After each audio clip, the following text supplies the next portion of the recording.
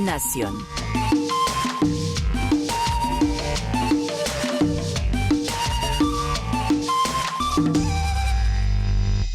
Estamos aquí en comunicación con el ministro de Justicia, Néstor Javier Iván Osuna, que nos atiende cordialmente esta mañana, como siempre, en Colombia Hoy Radio, para hablar sobre la erradicación en las últimas horas con mensaje de urgencia del proyecto de sujeción a la justicia y desmantelamiento de las organizaciones criminales. Ministro, buenos días. Escuchamos su voz aquí también en la entrevista que hicimos en Colombia Hoy Radio con los puntos centrales de este proyecto de sujeción a la justicia, algo que también usted ha explicado aquí en Colombia Hoy Radio. Pregunta concreta. Muchas voces en las últimas horas se han pronunciado en contra de este tema, especialmente con el delito, el concierto para delinquir, que se abriría la puerta, que es muy laxo ese concepto en el proyecto. Concepto de la procuradora y el fiscal. ¿Qué contestar al respecto? Bueno, quedó radicado ayer y ese proyecto recogió las observaciones que había hecho la Fiscalía General de la Nación en su inmensa mayoría. Específicamente, la del concierto para delinquir agravado se recogió en los términos textuales en los que el fiscal lo propuso en su texto que presentó tanto a la opinión pública como en el Consejo de Política Criminal. Entonces, digamos que se excluye de la posibilidad de principio de oportunidad las personas que hayan cometido concierto para delinquir agravado con fines de delitos de genocidio u otros delitos graves contra los derechos humanos, tal y como lo propuso la Fiscalía General de la Nación. A mí ciertamente me llamó la atención que el fiscal general hubiera manifestado que esa observación suya no se había seguido, cuando es que fue textual, literal, tal como él lo observó en el documento respectivo que se incorporó en el proyecto de ley.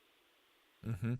Ahora, ministro, otro de esos de esas declaraciones de las últimas horas que ha hecho el fiscal general advierte, dice él, que uno de los puntos significaría que la fiscalía comparta material sobre los antecedentes o las investigaciones que se adelantan contra las personas que se sometan a esta ley.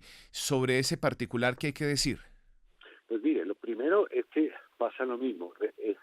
Ese texto sí estaba en el proyecto original y respecto del mismo la Fiscalía no hizo ninguna observación en las 9 que hizo ante la opinión pública, ni tampoco en el Consejo de Política Criminal en el que forma parte de la Fiscalía. Entonces el proyecto que radicamos ayer incluye esa disposición tal y como estaba en el proyecto original, que en el proyecto original no le suscitó ningún comentario al fiscal general. Dicho lo anterior, a mí me parece que es una norma razonable, que si una estructura criminal de alto impacto está entregando información, está confesando delitos, el Alto Comisionado de la Paz, que es quien tiene a cargo esa función, tenga la información también sobre los procesos que el Estado colombiano tiene contra esas personas, para poder corroborar también si están diciendo la verdad, si están confesando solo la mitad de los delitos, si el patrón criminal que ellos están confesando coincide con el patrón criminal que ha venido investigando el Estado colombiano. Ese es el sentido de esa norma. No es que se le van a pasar las atribuciones de la Fiscalía al Alto Comisionado de Paz, ni que la Fiscalía va a perder sus funciones.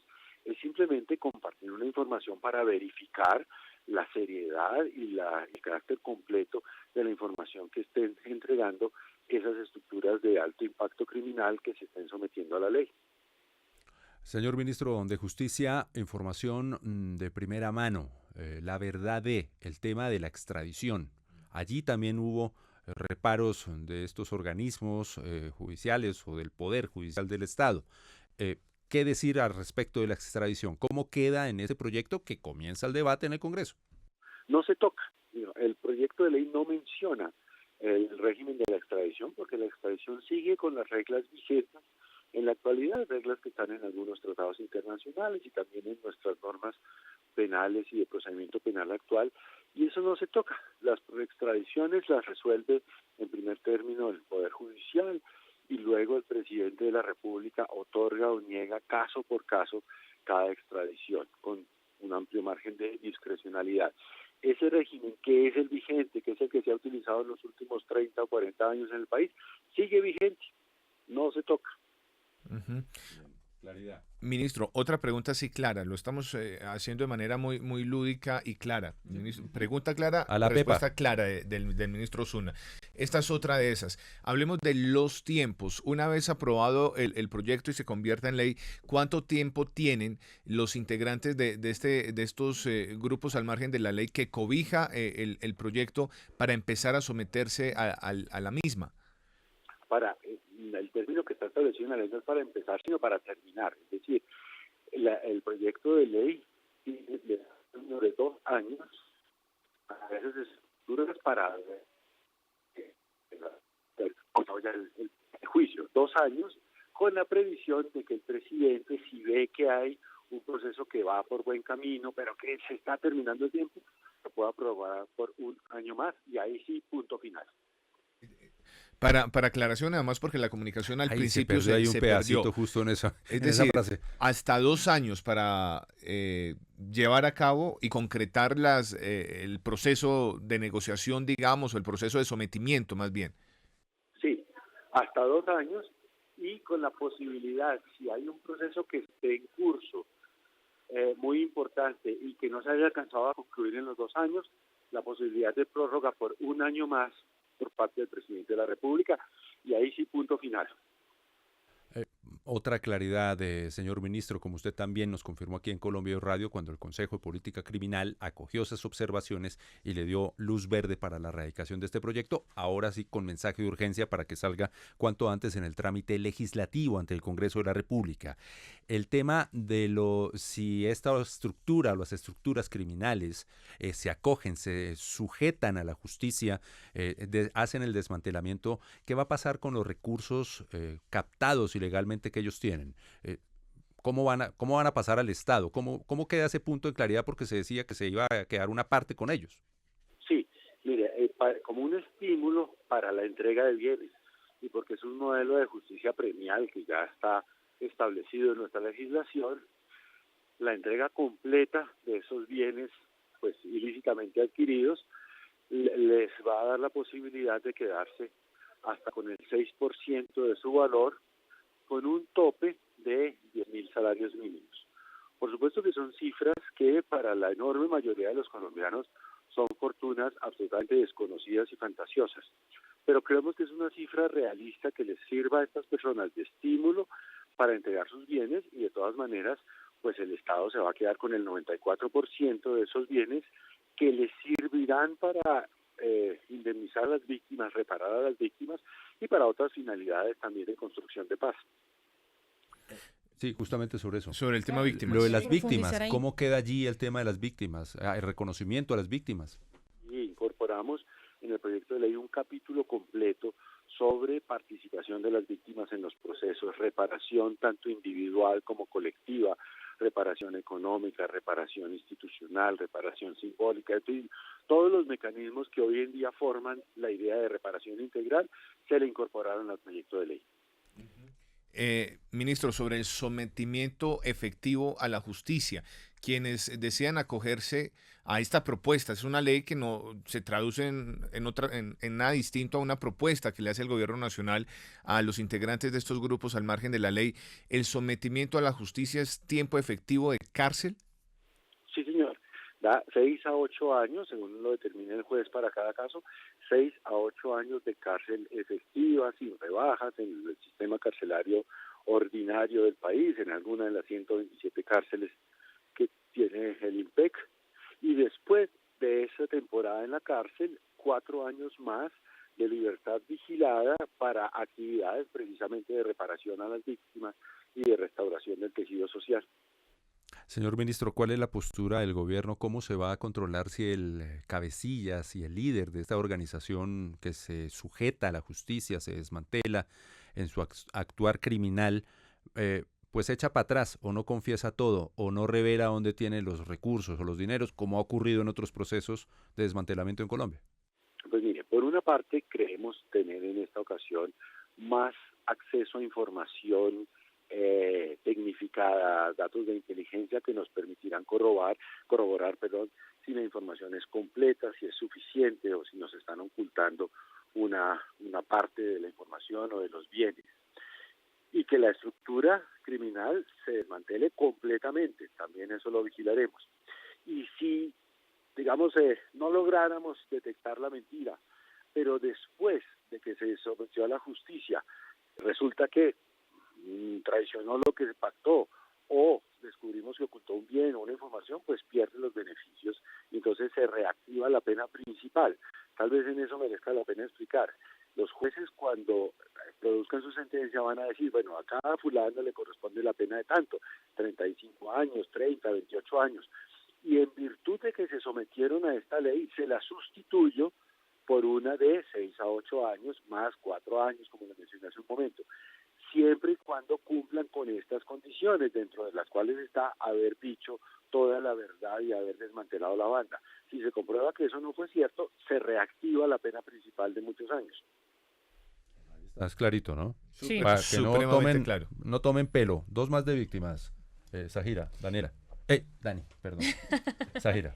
Bueno, un tema importante que usted ha mencionado es sobre las penas. Quisiéramos que nos aclarara si estas penas van a ser colectivas o son individuales.